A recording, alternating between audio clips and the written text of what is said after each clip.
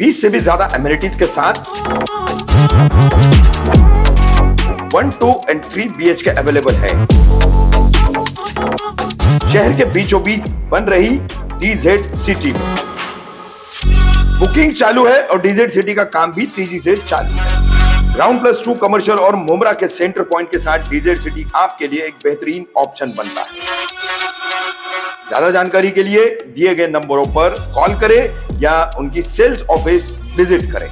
Mumbai NCB की पनवेल और कौसा में छापा मारी, 1 करोड़ की फार्मा ड्रग समेत किया एक को गिरफ्तार, हजारों बटन नामी गोलियां और कफ सिरप की बोतलें की जब्त। कहां है थाने पुलिस AMC और Mumbra police local NDPS unit.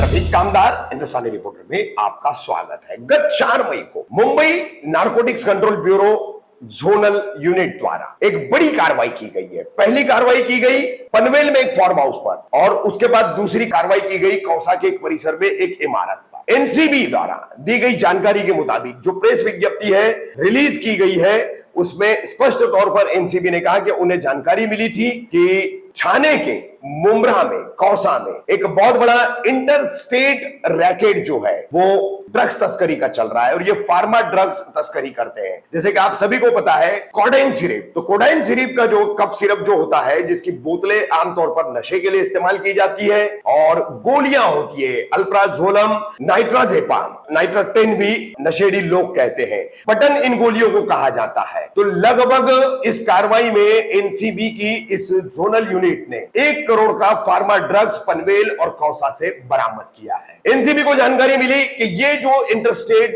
Gang है जो फार्मा ड्रग्स की तस्करी कर रहा है वो विभिन्न राज्यों से ड्रग्स को मुमरा में इकट्ठा करता है और फिर यहां से मुमरा, ठाणे, मुंबई, MMR रीजन के जितने इलाके हैं, जितने भी शहर हैं, वहां सब ये सप्लाई की जाती है। अपने इनपुट पर काम करने के बाद और पूरी इसमें छानबीन करने के बाद पता चला कि इस फार्मा ड्रग तस्करी के लिए कुरियर सर्विस का इस्तेमाल किया जा रहा है। फिर कुरियर सर्विस की शिनाख्त करते हुए एनसीबी जोनल यूनिट ने इस सर्विस के कंसाइनमेंट पर ध्यान रखा और उस पर नजर बनाने के बाद पता चला कि अब ये कंसाइनमेंट जो है पनवेल पहुंचाया जाने वाला है और पनवेल से ये कंसाइनमेंट जो है इस गैंग का जो भी व्यक्ति है, जो भी इसका गुर्गा है वो लेगा। तो वहां पर जब जाल बिछाया गया और कंसाइनमेंट आने के बाद जब छापा मारा गया तो एक व्यक्ति कार समेत बरामद हुआ। टी शफी नाम का यह व्यक्ति कौसा का रहने वाला है। पनवेल में जब छापामारी की गई तो